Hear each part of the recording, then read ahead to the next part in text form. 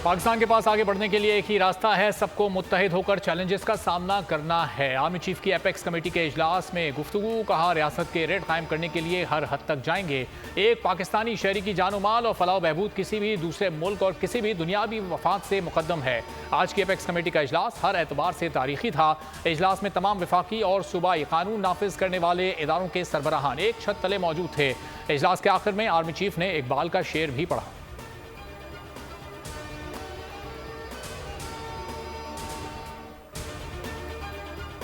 National हमारे हमलों में मुलविस है।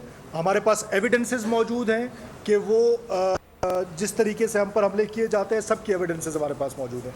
कोई भी शख्स, कोई भी मुल्क का रहने वाला पासपोर्ट और वीज़ा के बगैर हमारे मुल्क में दाखिल नहीं होगा और वो सिर्फ पासपोर्ट चलेगा। हमारे जो इलीगल इमिग्रेंट्स हैं, इलीगल सिटीजन्स हैं, जो पाकिस्तान में इलीगल मीन्स के साथ रह रहे हैं, उनको हमने 1 नवंबर की डेडलाइन दी है।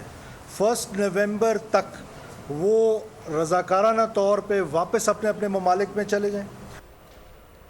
कौमी एपेक्स कमेटी ने पाकिस्तान में गैर कानूनी तौर पर मुकीम तमाम गैर मुल्कियों को मुल्क बदर करने का हतमी फैसला कर लिया। पाकिस्तान छोड़ने के लिए 1 नवंबर की डेडलाइन दे दी।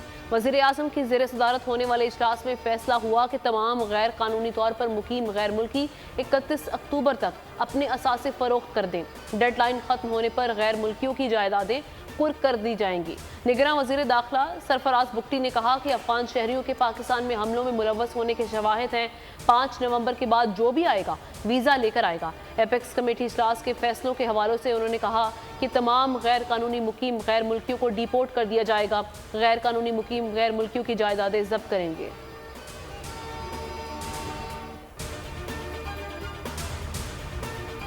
फौजी आमिर हो या कोई और फर्दे वाहिद का इख्तियार तबाही फैलाता है। चीफ जस्टिस काजी फाइज ईसा के practice and procedure act case में रिमार्क्स, कहा मार्शल लॉ लगे तो हल्फ ला दिया जाता है, पार्लियामान कुछ करे तो सबको हल्फ याद आ जाता है। पाकिस्तान के साथ खिलवाड़ नहीं होने दे सकते, पार्लियामेंट की कदर करनी चाहिए। ख्वाहिश थी केस आज ख़त्म कर दें, लेकिन वकला को नाराज़ नहीं करना चाहते, समाअत पीर तक मुलतवी करते हैं।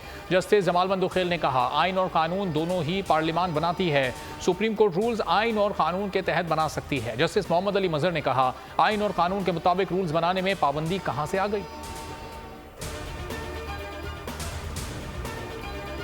Practice and procedure act case कानून का असर चीफ जस्टिस और दीगर 2 जजेस पर होता है। एक तरफ चीफ जस्टिस के इख्तियार को कम किया जा रहा है, दूसरी जानिब सीनियर जजेस को इख्तियार बांटा गया। ये सवाल भी अहम है कि आने वाले चीफ जस्टिस साहिबान इख्तियार बांटने को दुरुस्त करार दे रहे हैं या नहीं।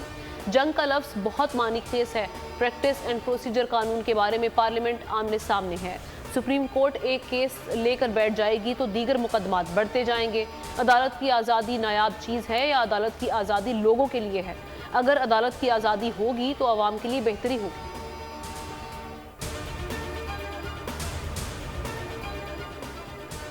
प्रैक्टिस एंड प्रोसीजर केस के फैसले के खिलाफ अपील का क्या होगा? अगर कानून कलअदम हो गया तो अपील का हक ही खत्म हो जाएगा। अगर 17 जजेस ने भी बैठकर गलतियां करनी हैं तो अपील का हक होना ही नहीं चाहिए। चीफ जस्टिस काजी फाइज ईसा का पीटीआई के वकील से मुकालमा, कहा हो सकता है अपील के हक से पीटीआई को फायदा ही हो जाए।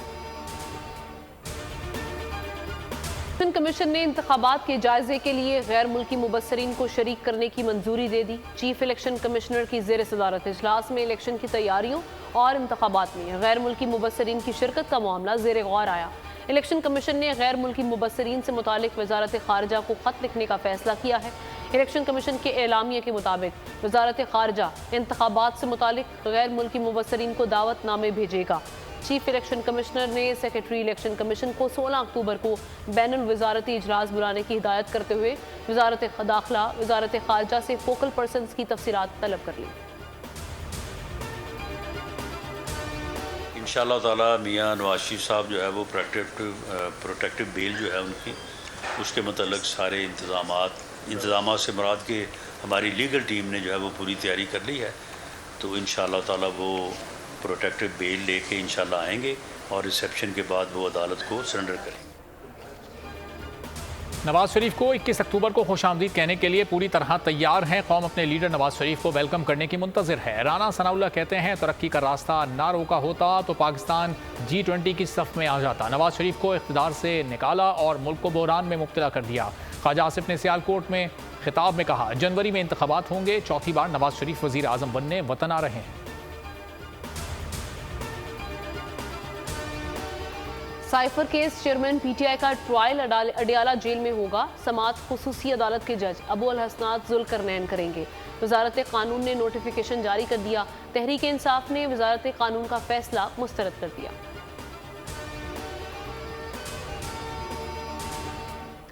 नूरियाबाद पावर प्लांट रेफरेंस में मुराद अली शाह एहतसाब अदालत तलब। साबिक वजीर आला सिंध को 26 अक्टूबर को सुबह 9 बजे ज़ाती हैसियत में तलब किया गया। जज मोहम्मद बशीर ने मुराद अली शाह को रिकॉर्ड समेत तलब किया।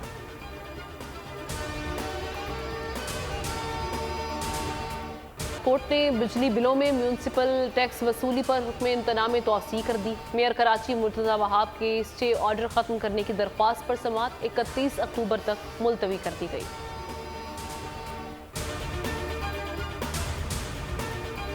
आज़ाद कश्मीर असम्बली LA 35 जम्मू 2 की नशिस्त पर धांधली साबित इंतखाब कलअदम करार दे दिया गया। PTI के मेंबर असम्बली चौधरी मकबूल गुज्जर की कामयाबी का नोटिफिकेशन मनसूख। इलेक्शन ट्रिब्यूनल ने दोबारा इलेक्शन कराने का हुक्म देते हुए एहलकारों के खिलाफ कार्रवाई की हिदायत कर दी। नून लीग के उम्मीदवार चौधरी इस्माइल ने दरखास्त दायर कर रखी थी।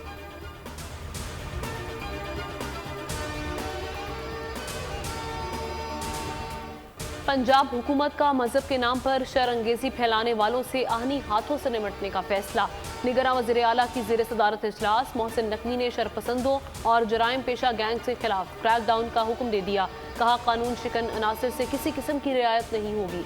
ऐसे अनासर की फाइनेंसिंग रोकने के लिए इकदाम उठाए जाएंगे। शरपसंदों के सहूलतकारों के खिलाफ भी घेरा तंग किया जाएगा। किसी गिरोह या जत्थे को अमन तबाह करने की इजाज़त नहीं दी जाएगी। चीन से खौफजदा भारतीय एयर चीफ ने J-10 और JF-17 की सलाहियतों का एतराफ़ कर लिया। कहा, चीन पाकिस्तान में ट्रांसफ़र ऑफ टेक्नोलॉजी हो रही है। पाकिस्तान और चीन मुश्तरका तरबियती मशक़ें करते हैं। कोशिश करेंगे चीनी टेक्नोलॉजी का मुकाबला किया जा सके। टेक्नोलॉजी का मुकाबला ना हो सका तो ट्रेनिंग पर तवज्जो देंगे।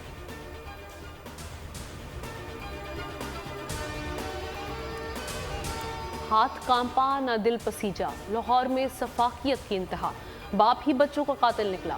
अजीम ने अगवा का ड्रामा रचाया। चारों बच्चों को कत्ल के बाद ललियानी नहर में फेंक दिया। पुलिस ने तफ्तीश की तो मुलजिम ने सब कुछ उगल दिया। एतराफ़ जुर्म कर लिया। बच्चों में 12 साला गुलाम साबिर, 9 साला सुमैया, 5 साला नबीहा और 2 साला आयशा शामिल। पुलिस के मुताबिक मुलजिम को बेटी की पैदाइश पर गुस्सा था। हौलनाक वाक़े का कहना में पेश आया।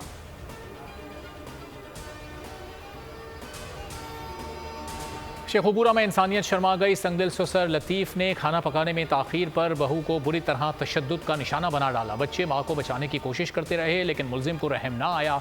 वीडियो सोशल मीडिया पर वायरल हुई तो पुलिस हरकत में आई। वाक़े का मुकदमा दर्ज करके मुलजिम की तलाश शुरू कर दी।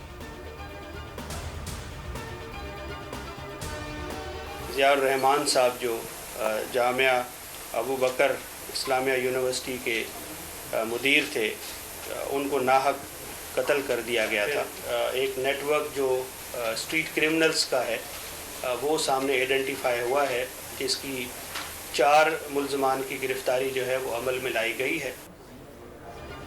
कराची में मौलाना ज़ियाउर रहमान के कातिल खतरनाक स्ट्रीट क्रिमिनल्स निकले। कत्ल की मुतादिद वारदातों समेत सैकड़ों डिकेतों का एतराफ़ किया गया।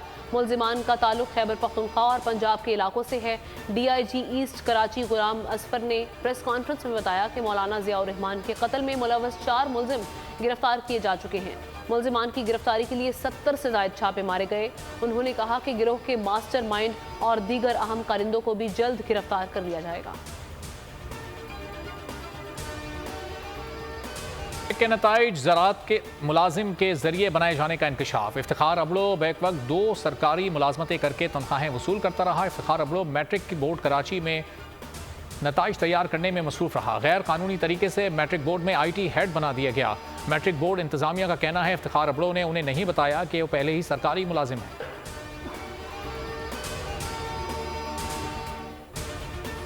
भारत और नेपाल में ज़लज़ला शिद्दत 6.2 थी। ज़लज़ले का मरकज़ नेपाल था। गहराई 5 किलोमीटर थी। भारतीय शहर जयपुर, लखनऊ और दीगर शहरों में भी ज़मीन लरज़ उठी।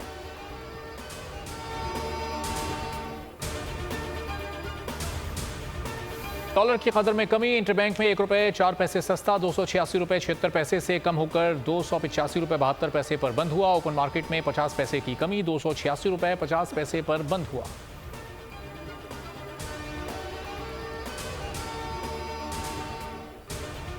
आलमी बैंक ने 2025 में पाकिस्तान में महंगाई कम होने की नवीद सुना दी। मीडिया ब्रीफिंग में कंट्री डायरेक्टर नाजे बिनेसन का कहना था कि अगले साल भी आवाम को रिलीफ नहीं मिल सकता।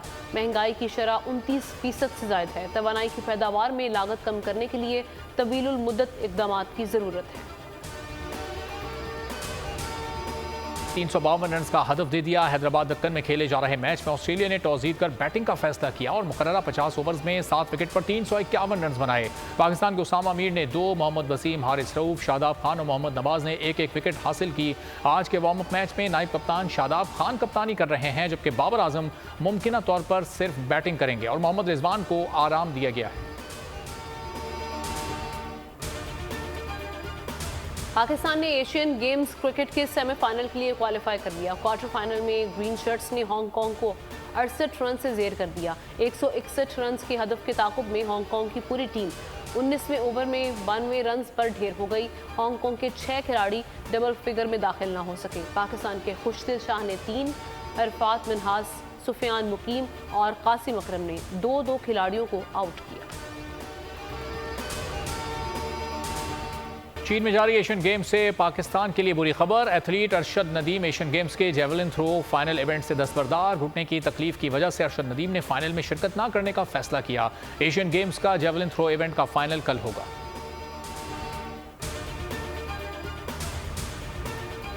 भारत कनाडा तनाज़ा मजीद शिद्दत इख्तियार कर गया। मोदी सरकार सिफारती तनाज़े पर भी इंतखाबी सियासत चमकाने लगे। भारत का कनाडा के 40 के करीब सिफारतकारों को निकालने का फैसला।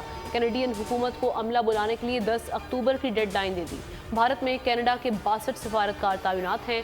भारत कैनेडियन शहरियों के वीज़े के इजरा पर पहले ही पाबंदी लगा चुका है। भारतीय इक़दाम सहाफ़ी शहबाज भट्टी की कहानी पर मबनी क्राइम थ्रिलर फिल्म गुंजल का ट्रेलर जारी। फिल्म 8 दिसंबर को रिलीज होगी। नन्ही परी की मछली से अटखेलियां, खाना खिलाया, प्यार भी किया।